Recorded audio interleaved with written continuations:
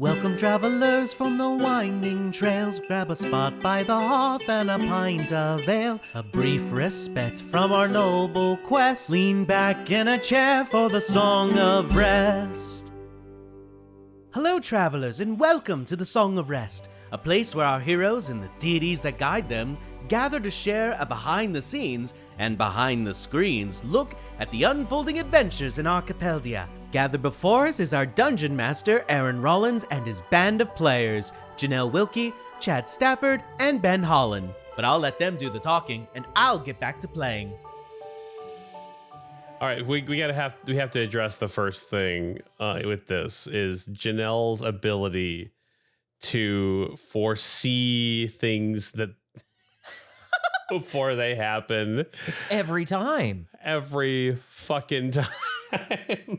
We didn't even capture this on audio, but we were chatting with each other over Discord as we were preparing for this.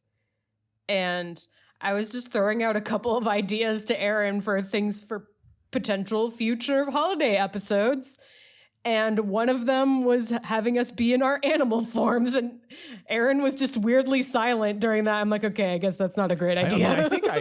I think I heard the grinding of teeth and the clenching of a fist, which is wild. That got picked up on a mic. Did you hear me throw my desk? Because that happened.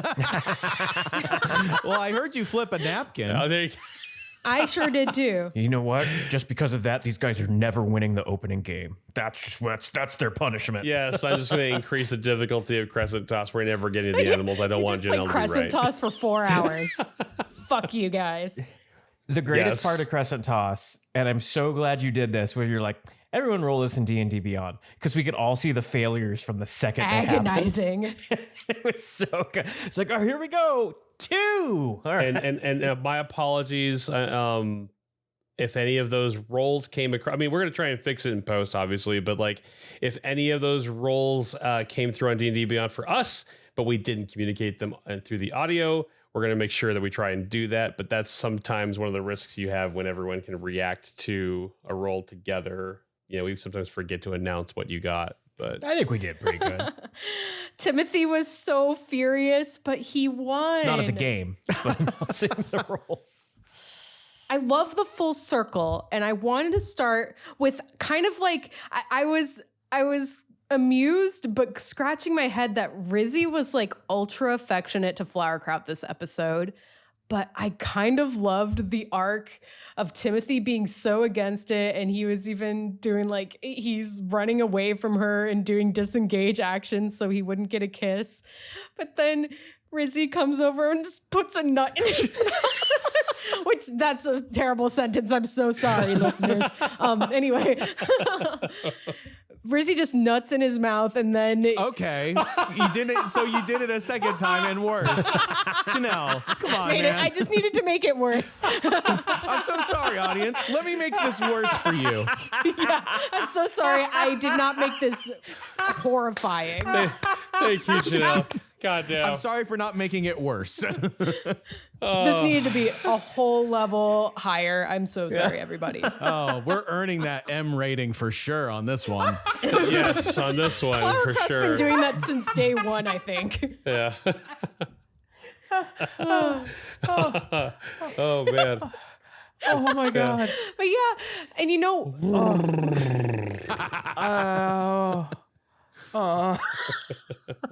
It's really hard to break me, but man, that got it. That did it. That did it. I almost slid entirely out of my chair. Last year was the coin. The coin. Oh my gosh. But yeah, you know, it is funny because year after year, Flowerkraut and Timothy wind up having some sort of rivalry with one another. And this, like, yeah, it's just... I think Timothy just got the ultimate like pull over Flowerkraut, which is like stealing her girl. Which honestly, like it was kind of cool and cute. I loved it. Super cute. Yeah. Oh man. You know, I want to say that I feel the long Crescent Toss game attributed to the fact that the game is actually decently designed because it wasn't like it's really well designed. it wasn't one too fast. And I'm glad that was the case because I had a little bit of concern that someone was just going to win the game real fast, you know? Yeah, what was it? 14 rounds by the end of it? Oh, let me go look. I wrote them all down. 16 rounds before Timothy won. It was a little, just took a little while. Another thing that I absolutely loved was just Thrigg commenting on his Ugg boots. That took me completely by surprise. But it was so true. Like in how we design him. He is basically in some adventurer Ugg boots. It's so cute. And then we just kept adding to our attire. And then Timothy was roasting Flowerkraut for her Apple Watch. Really, Flowerkraut? Like, on your mage hand specifically. Yeah. it's trying to look cool. Oh, that was fantastic. It's got the drip, but like in the wrong way. Yeah, that's right. I almost wanted to say that when we showed up, you weren't a bear, you were a polar bear. That would have been really funny. Thrigg's polar bear Coca-Cola outfit was fantastically stupid idea. Yeah. Maybe right off the bat, a fan art moment is just our basic bitch drips, like all of our characters. Yeah. I would have approved that. The white brimmed hat, the Apple Watch. Yeah, like, oh gosh, all that. I mean, okay, cool. If we're going to fan art moments too. So that fight, Aaron, was rad. Yeah. Right. So we've never had anything like that in any of the holiday episodes that I've been in. And it was just so nice to have that, like, that change, but it wasn't like, okay, how much damage can you do? It was like, okay, how can you strategize? And the idea of a zoomed out view, but everything is silhouetted in this big open snowy field with some trees around it. And you see, the birds flying with the ribbons, and you see like Raccoonathy, sliding down and cutting the ribbons, and Heal Team 6 like in their mode on the heel, and it just that idea of like it's all like a silhouette like against a just like a snowy landscape. The coolest thing in the world. Just that vision of these two massive trees, beating the crap out of each other. Beating the bark out of each other. Yeah. Oh man, what a cool image. Like it was so fun for me to just see it in my head the whole time. It's very cinematic, yes. And I like the kind of war strategy style to this battle, like very different vibe, and just rolling it out to see how it works. Do our strategies pay off? It was very satisfying. Yeah, like the way I set this up was, even though you had people scratching or shredding the ankles, everything, like the amount of damage that woodland creatures could do to the Holly King was like negligible. It was more so that you were trying to damage him to distract him, or to, Yeah. The whole point of this was you're trying to aid the person who's really in the fight by coming up with a strategy that would, you distract him or do whatever. And it's just really fun to see, to picture these two giant tree giants fighting each other, and there's a cloud of animals fighting over the top of them. And yeah, it's a cool picture. And this is actually, I pulled this from actual lore, the entire story of the Holly King versus the Oak King. Some listeners I'm out there, I'm sure you guys have probably heard about that already, but I thought it was a really interesting, like pagan story. I've never heard that before. That's awesome.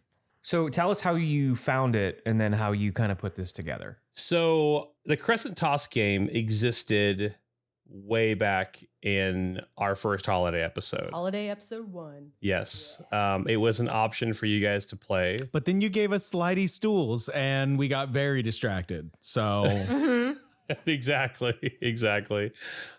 The stools seemed like so much more fun. The rules for the Crescent Toss game, I think I had an opportunity with this episode to really flesh them out, because they weren't as nearly as detailed back then. I was curious if that would be the case. Yeah, definitely. That's super cool.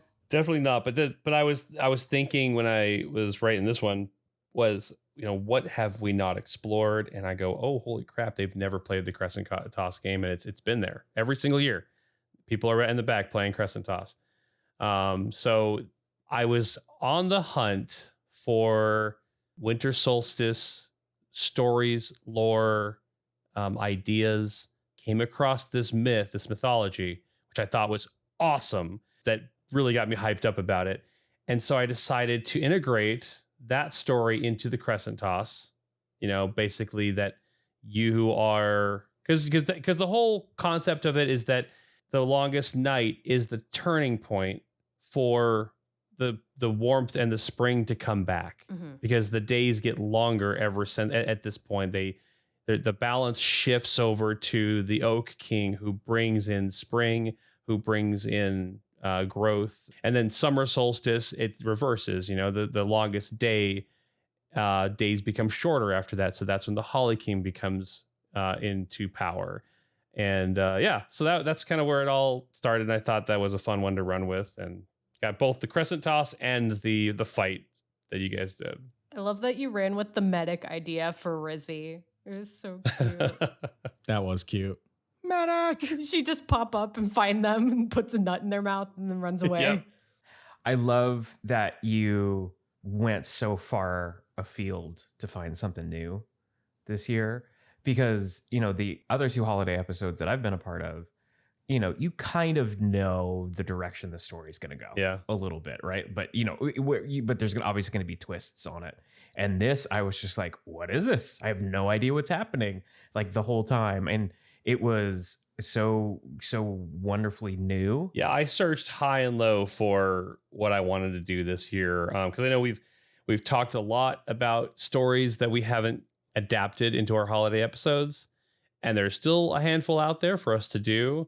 But I ultimately, as I was brainstorming, I went, man, what a perfect opportunity to bring your guys' animal forms back into the holiday episode, as right now when we're coming up on the end of season 3. So I decided that was the direction we were going to go with it. And apparently Janelle thought that too. Mm-hmm. Yeah. Joe, my husband, was behind on the episodes, so I was listening to one of the Pumice Stone Mountain episodes, and Timothy gives Remington the trait of the owl's wisdom. And that's when it hit me. So it was literally just today when we were taking a long drive. I'm like, oh, it would be so fun to bring the animals back for a holiday episode. I think that would be a fun way to celebrate. Because otherwise it's I don't know how many opportunities we're going to get to be those characters again. So that's cool.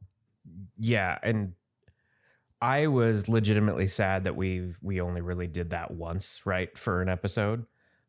Because I had so much fun. Bear Thrig is different than Thrig in a little bit of a different way. He's a little bit more chaotic and a little bit more overdriven. And the second you're and you look around and you're in the snow and you look down and you see paws, I wish I had a picture of the smile on my face. And I was I pushed things to the side of my desk of I need room to do this. I need room to be the Bear Thrig. Oh, I was yes. So fun. Oh, so good. It is that the excitement that I got from that. And then we got 2 hours of being our idiot animal selves, which is so fun. I like the intro strategizing that we got to do before going into the fight, because it's well, what do you have? We don't have anything, so let's get scrappy. I thought that was fun. They so did. Yeah, let's make a loot out of sticks and rocks and grass. I thought it was also fun for you guys to kind of have your own regiments of animals, so that you guys can decide, hey, we're going to do this. You guys go do that, split up and conquer. So Trip team, best team. I think we did a good job of picking animal types for jobs. And I love the fact that we're all terrified of Jan, and Jan didn't do shit. He couldn't do. Yeah. Yeah. Jan flew into a fart cloud and then got downed by a robin. Poor Jan. I mean, Jan did scratch his face at the very beginning and blinded him. That's true. Yeah, that's true. and avoided the first avoided that first fart cloud. Yeah, he did avoid it. He's too pretty to get farted on. Which is it's very funny because our I don't know, not necessarily fear, but just like, oh, Jan's this very intimidating character is based on the Your drawing. The drawing, of the broken mirror with all the animals in it, and Jan just looks like he would fuck shit up. Yeah. Like a freaking psycho. He's the most scary looking out of all the animals. Yeah. So when Janelle sent that, so we have a group chat, and Janelle and Chad will send like progress of stuff that they're working on through it. And the first time she sent that through, I'm like, who the hell's the peacock? I'm terrified of that. And because it's so scary, it's so intimidating, and it's like the smallest one in the picture, and it's like, no, that thing could kill you. That thing will kill you. It's a haunting peacock for sure. I'm just like, oh my gosh, what the hell? He's amazing. Thank you. I was really waiting for the opportunity to just like name all of the Robins after DC Robin characters. I was waiting for it. Never came up. Yeah, Tim and Damien. What about a fan art moment for you, Chad? Oh, good Lord. Shoot. You guys pick some good ones like you always do. Something funny about a Tuffet crit kind of gets me. Oh, it's so funny. All of Heal Team 6 crit at one point. Yeah. Yep.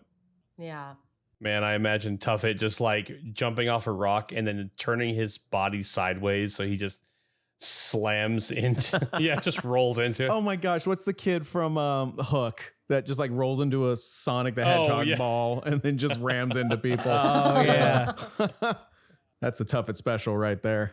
So Aaron, my question to you is always, what did we do that you didn't expect? Putting together the loot for sure, and the armor. Heck yeah. And the stink bombs. Oh, I loved that so much. Stink bombs were so good. Oh, I loved the creativity of using the musk in different forms. You dropped two Robins out of the sky with it. That was great. Yeah. One of them definitely would have been Jason. Blinded the Holly King Yes. with it as well. The monkey did it. So what was the blind doing? Because you were like, okay, well, it's not Just setting a hindrance, right? Yeah. What kind of hindrance was that? Like, how were you doing that behind the scenes? Sure. So the way that the fight worked was that if a king had 4 hindrances, he was at risk of getting hit. Okay. So the blinded was counting as one of the hindrances, but he could not be removed. That's the cool thing. Because he could always use Robins to remove climbers. He could remove them to use trippers. He could, those kind of things. And then when it came to the damage hindrances, you have to do a certain amount of damage for it to cause a hindrance. So blinded just became a permanent hindrance on him, which is great, for you guys. Like you didn't have to maintain it at all. But then like if the other king had 4 hindrances, it would kind of cancel each other out. They would miss each other. So the idea was just you're stacking hindrances on him, but while also mitigating the hindrances on your own king to make sure that the punch goes through. And 3 hits was a knockout. And that was a fantastic knockout, by the way. Knee through the head. Yeah. Oh, yeah. They both had an ability that they would activate after taking 2 hits. The Holly King was the freezing blast that he blows, and he would only hit anyone who is defending him because he obviously, if someone's holding on to him, they're not going to get affected. So it's essentially to try to reduce the number of critters that were defending the Oak King.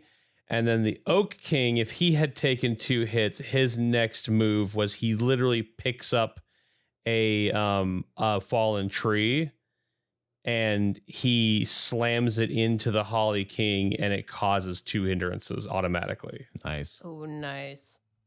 He like throws a tree at him. Throws his younger brother. Sorry, Carl.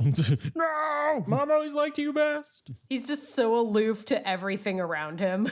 I like the cut of your jib. The other thing that I don't think I expected from you guys was how long the Crescent Toss game took. Well, we didn't expect it either. So We didn't expect that either. I'm actually happy because it was back and forth so much. Like there was one point where for sure, like I was like, there's no way Timothy's going to win this game. He got reset and he was hitting the 13 and the 7 a lot and resetting his Robins. But turns out, like some of those sun throws were just 1 or 2 points under. So it was a really close game. Yeah. I thought Janelle had it at one point. Because what did she roll? Like rolled an 18, I think, and that missed. And I was like, oh, this is bad if it's like an 18. But you might have had brutal. Like 3 of the Robins still up. So that's a good point. And how were you lowering the DC per Robin? Oh, good question. Okay, so the meta behind the game. Because I assume that's what you were doing. Yes. Obviously, you guys knew that hitting a Robin with a moon required a 12, which pretty straightforward. If you rolled a 7 or a 13 on the die, your moon would hit the Holly King and he'd restore a Robin, which you don't say. Chad knows all too well. It's great. Loved it. As for tossing the sun, so the sun obviously is always going to be thrown at disadvantage. If there are 5 Robins on that are up, it's a 24 DC. Oh, so you did 2 nat 20s. 2 nat 20s, yeah. I mean, you guys were throwing with like a +6 or a +7 relatively, right? Oh, you're right. Never so mind. if you had gotten like 2 18s, you probably could have made it, but that's pretty rare. 4 Robins brings the DC down to 22. 3 Robins left brings it down to 19. 2 Robins brings it down to 15. 1 Robin that brings the DC down to 10. And if you have 0 Robins, it is an automatic success unless you roll a 1. So I just made it with a 10. Nice. See, I was going for 0. Good Lord. You were going for 0? I should have. It's so funny. I was going for 0, but what's funny is when there was 1 up left, I missed, and I think I rolled the 10, and I almost went for the middle, and I missed the Robin because I needed a 12. So that's really cool. That's really cool. I can't think of another instance in D&D or any other campaigns I've heard or any of the million books I've read where there's like games like that, except for one I ran that kind of had a casino theme to it. And I think that's something that should be in this stuff more, right? Like skill checks to do things that are fun rather than like, oh, I'm dodging a falling rock or jumping a pit. It's funny that you say that because it's also animal themed, but we totally did that for our at home Humblewood campaign. The very first session was essentially like a carnival. Oh, fun. I love it. Janelle won a couple of them. But I think we had an archery contest. We had a beanbag toss. We had an obstacle course.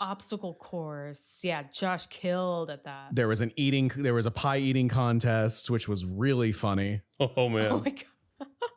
That was very funny. Joe's little pigeon wizard, like out ate everybody. It was so like out ate like his little pigeon wizard out ate the pangolin paladin, which was really funny. The big boy of our group. Yeah. Hey Chad, take 30 seconds and explain to people what Humblewood is and how we basically just did a holiday Humblewood session. That's really what just happened. Yeah. All right. So Humblewood is very much, it's a D&D setting. It's by a company called Hit Point Press. I believe as of recording this, and maybe even when the episode is out, the second campaign, like the second big campaign book is still like in process. They're doing a lot of playtesting right now, which we've been using the playtesting content. Essentially, Humblewood is like D&D, but everything is an anthropomorphic animal. Pretty much anything you can think of. So they have like the bird folk, which is kind of like one category, and then the humble folk is its own category. So like the difference between land animals and sky animals is like the big like sort of societal division between them. But it's a really fun setting, and honestly, some of the classes and like subclasses that they've come up with are like super duper inventive. They've got one that's like an artificer, but it's more like if a druid was an artificer that I think you would totally like dig. Because it's very much kind of like what Janelle was pulling off with these poison bombs and acorns. Like that's totally the vibe. Yes. It's gadget. It is. It's absolutely gadget. So yeah, definitely check it out if like, if you want something that's like Secret of Nim or like Fern Gully feeling, like that's definitely the vibe. It's so fun. It's a nice vibe. I love that so much. I can't wait to play Humblewood. But you're right. Like there's not a lot. I don't think I've seen other than like Three Dragon Ante. I'm like, what other things in D&D are like gamified as actual mechanics? Because other than the casino thing that you run, I don't think I've really seen it unless it's like a homebrew situation. And what's interesting about it is most of it is probability, right? Based. And this wasn't. This was like, oh no, you're making athletics checks basically to do something rather than just rolling like raw dice. And it's like I really liked, and there was a strategy to it. Because like the casino stuff, it's just like, okay, you're gonna roll 3 dice. If you get 3 numbers higher than this, you win. Great, congrats. But this was just like, oh no, I got to think about, do I want to go here? Do I want to do this? Do I want to mess with Timothy again, which I almost did. You don't say. Yeah, it's good stuff. Making educated risks. Yeah. Well, Thrig doesn't do anything educated, but he takes risks. Well, I definitely like the idea of using skill checks versus just like the same dice over and over again. So like there's like the difference between it's like an even playing field, which, in terms of fairness, that there's that benefit. But like my favorite thing was when we did that carnival thing in our Humblewood game. It's like the people that you thought were going to be good at something, like for example, the eating contest, there was characters with better stats that should have probability wise should have won that. But the character that had the worst stats ended up winning. Yeah. Which is also rewarding and fun.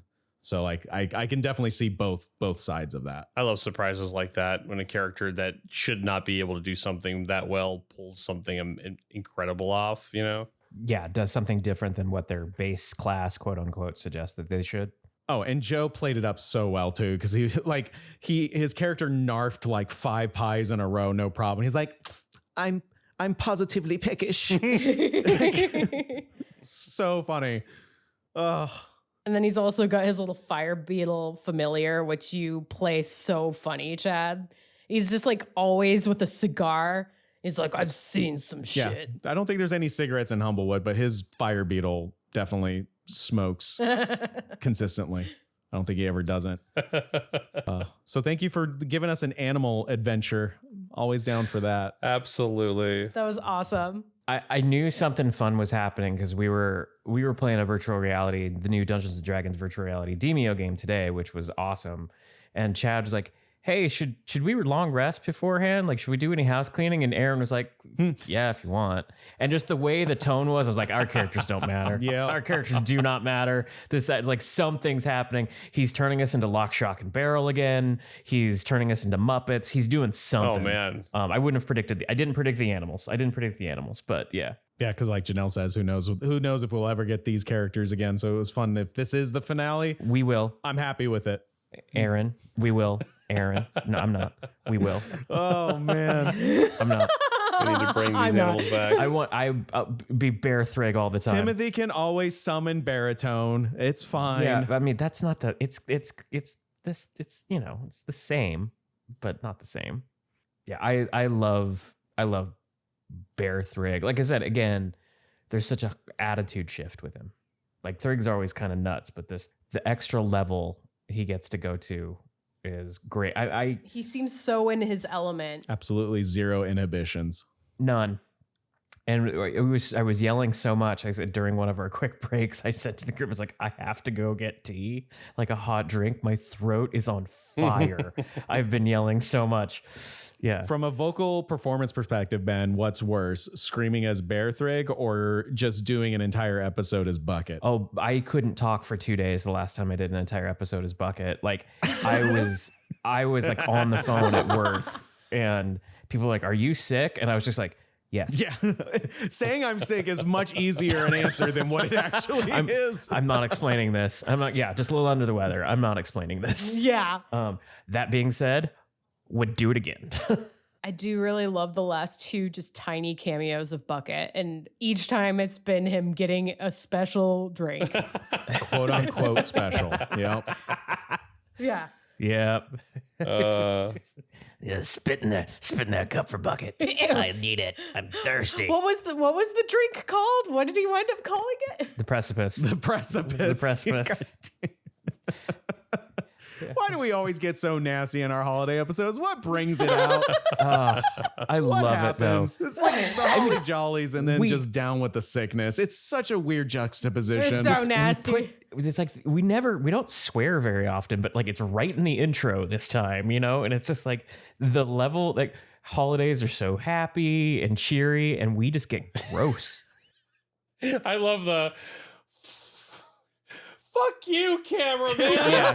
that one. Pan your ass back down here. I was waiting for that moment though, because like I wanted to drop it on you guys that we're doing an animal episode, and then that's when the camera pans away, and in the sky with the moon behind it, the title of the episode appears. Mm-hmm. Yay! Oh, so good, so good. I really loved when we saw Remington. He's like, I don't know who you are. What are you talking about? Why you guys think you know me? And I was just like, that's so funny. Wow, you guys really think you know me? And you guys don't know anything that's going on, you idiots. Like, it was just you so condescending. Yeah. I was also going to, it didn't happen, but I was going to have him trying to sneak a bite of Rizzy a couple more times, but that's messed up. I love it. That was when things switched for me.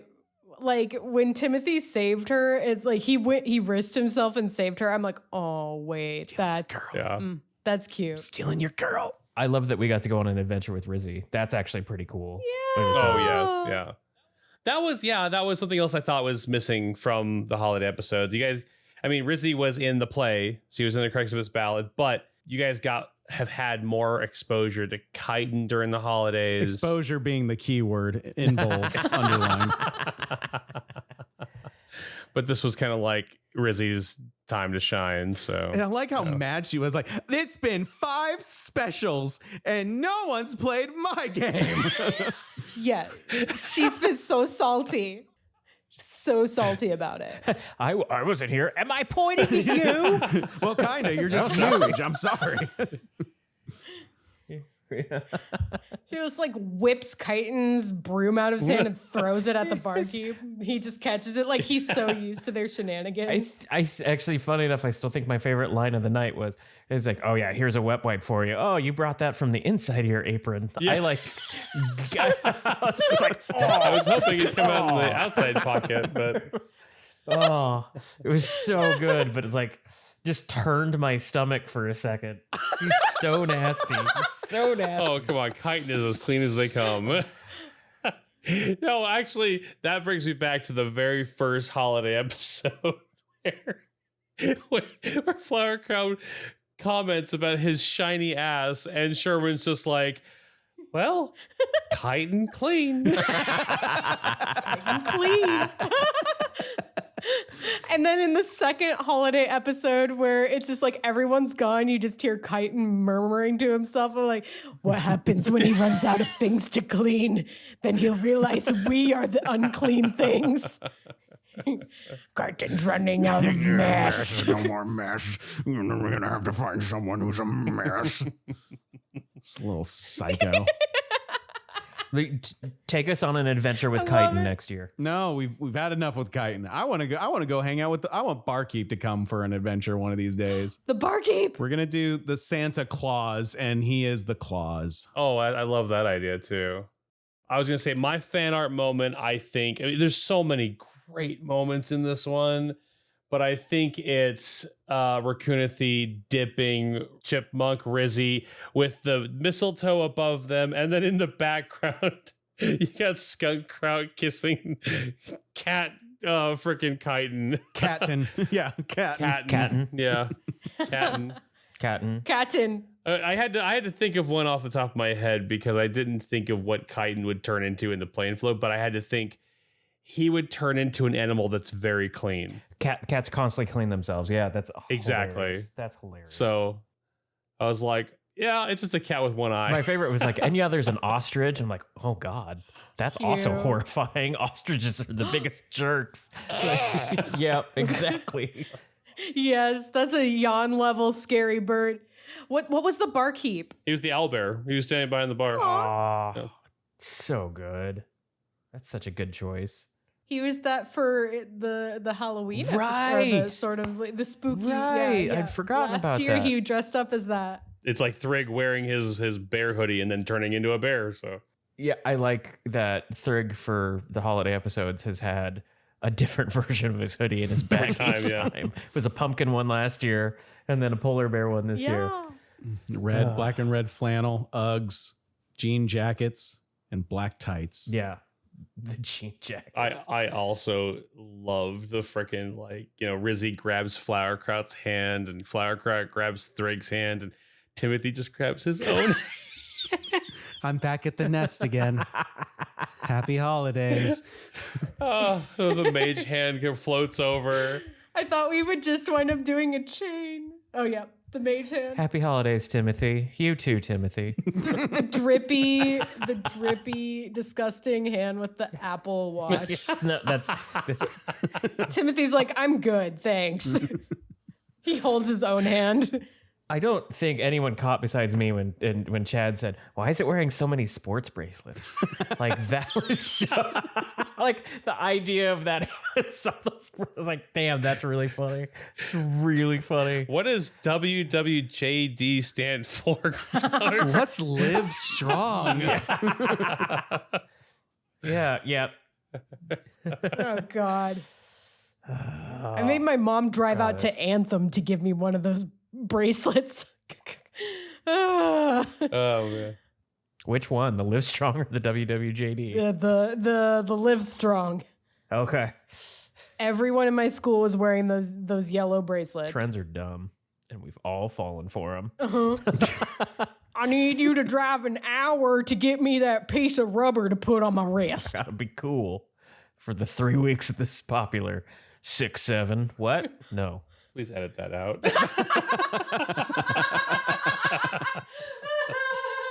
No. Keep it in. Keep it in. I mean, if I got to keep in Janelle's nut humor, I'm going to keep in Ben's 6 and 7. So, Oh God. Even though they're both deeply upsetting. But though my teenage child has told me that is going away. Yeah. I sure hope it goes away. It's so stupid. I mean, It's so dumb. I remember what we were watching, like the Newgrounds cartoons, friggin' Charlie the Unicorn and Salad Fingers. And I'm like, I have no room to talk. Some of the stuff we did was real dumb too. It's just, Yeah. No, it wasn't. okay. We were cool all the time. Elementary school version of me has a conversation to have with you. So thank you for doing a non-pop culture related holiday episode. That's a good change up. That was fun. Yeah, absolutely. Yeah. Yeah, that's cool. But we're gonna get right back to pop culture next year. Yeah, we're always like taking bets behind you, like what it's gonna end up being. So Yeah. Is it Die Hard this time? is it finally gonna be Die Hard? Are we doing Die Hard? Is it Violent Night? Is it Murder on the Polar Express? I'm still pitching Violent Night is Chitin trying to clean us up. oh my gosh. I will admit, I for a good while was totally gonna put together a Polar Express, and it was gonna be called like the Frosty Fastway or something like that, something stupid. And as I was thinking about it, as I was going through it, I was just like, no, I freaking hate that movie. I'm not going to make a holiday episode. Everyone has to have dead looking eyes. We can never tell if they're actually looking at us or not. And everyone's played by Tom Hanks. It's really weird.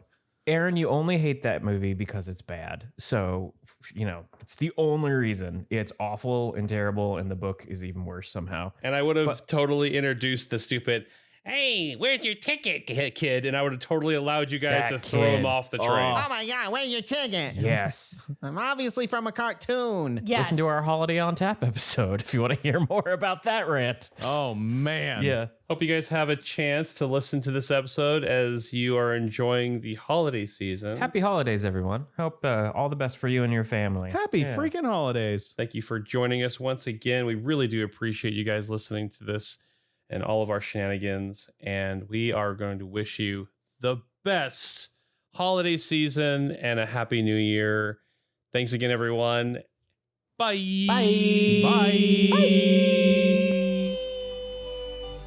Thank you so much for listening to our Song of Rest. If you like the adventures your ears just wit on, feel free to listen in on our other adventures from any plane of existence or seeing stone you get your podcasts. Until we meet again, safe journeys, travelers.